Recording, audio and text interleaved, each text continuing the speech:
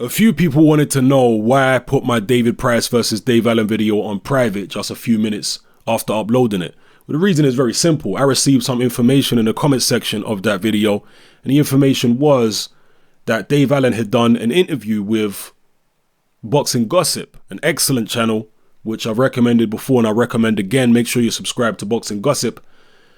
And in that interview, he said that he won't be ready to fight David Price in 2 weeks' time.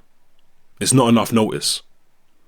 So rather than put out-of-date information out there, I decided to put the video on private until further notice. If the fight does go ahead, I'll make it public again. But for now, it's going to stay private because, as I say, I don't want to put out-of-date information.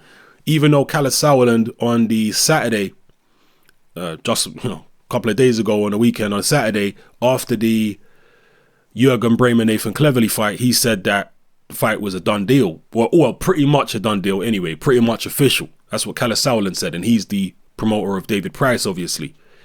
But Dave Allen himself talked to Boxing Gossip, and he said, not the case. I can't take the fight on such short notice. So it is what it is. Anyway, on to the topic of this video right here. According to Dean Lonergan, who is the promoter of Joseph Parker, he says that a deal between Parker and Andy Ruiz for them to fight for the vacant WBO heavyweight title is 95% done. And that fight will likely take place on December 10th. Let me just check that date, actually. Make sure I got my information accurate. Yeah, December 10th in New Zealand. 95% done. If that's the case, then it's looking very unlikely that Joseph Parker is going to fight Anthony Joshua. And I'm really curious as to what the hell is going on with this Anthony Joshua situation. I'm going to touch on that a little bit later on in the video. But for now, Parker against Andy Ruiz. It's an interesting fight. Two guys with very fast hands.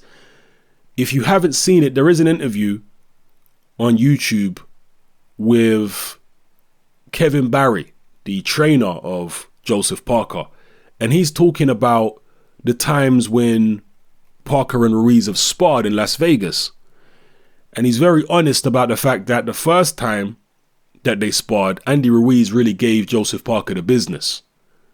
He stuck it on him and Joseph Parker managed to stay in there, but he was definitely on the losing side of things. And the next couple of times they sparred, he said that Joseph Parker improved each time. And the final time he said that Joseph Parker outboxed Andy Ruiz, and since then they were never invited back to spar with Ruiz. Make of that what you will. It is coming from Kevin Barry, Joseph Parker's trainer at the end of the day, but he was candid enough to admit that the first time they sparred, Ruiz definitely got the better of it. I think it's an interesting fight. I would favor Parker because of his speed, because of his condition. But Andy Ruiz is, I was going to say he's no slouch. Some people might say at 300 pounds or whatever it is he weighs, 270, he is a bit of a slouch in terms of foot speed anyway. But in terms of his hand speed and his skills, Andy Ruiz is fairly formidable. His defense leaves a lot to be desired though. If you saw the fight that he had against the, God, I always forget this guy's name. The guy who fought in Prizefighter, black guy from New York, who talks with a kind of affluent accent. What's his name now? I've totally forgotten his name. He was in Prizefighter. He fought Andy Ruiz. I think it was in China. His name will come to me. It's probably during the course of this video sometime. But either way, that guy, even though he lost to Ruiz in a few rounds, Tor Hamer, that's the guy's name. The names always come to me.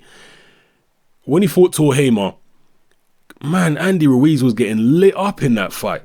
He got hit with so many shots in the first couple of rounds. It was ridiculous.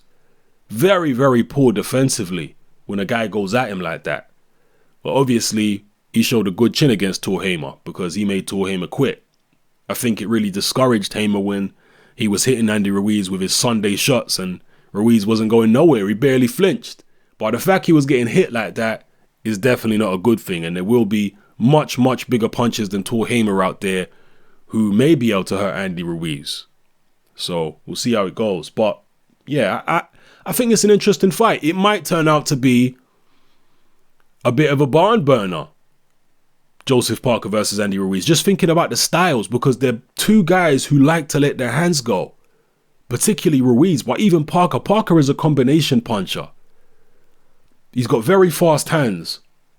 And I mentioned this before. Part of that is the fact that he's got relatively short arms for his height. Parker is 6'4", but his reach is only about 76. So with those short arms and that, large frame and short arms, he's able to generate terrific speed. And, that adds to him being a combination puncher. And also, because he's got those short arms, it limits him on the outside against a lot of fighters. I think Ruiz's arms are shorter than Joseph Parker's arms, but not significantly so. So I anticipate quite a lot of exchanges if and when they fight. Maybe some pretty furious exchanges. I like the fight. I think it's interesting.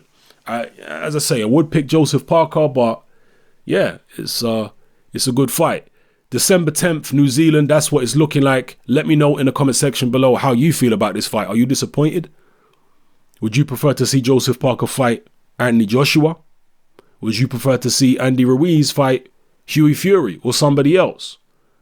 Let me know in the comment section below. And how do you see this fight going if and when it does take place? I'd like to hear from you guys, hear your thoughts and opinions on this one. All right, it's your boy Hatman, I'm out.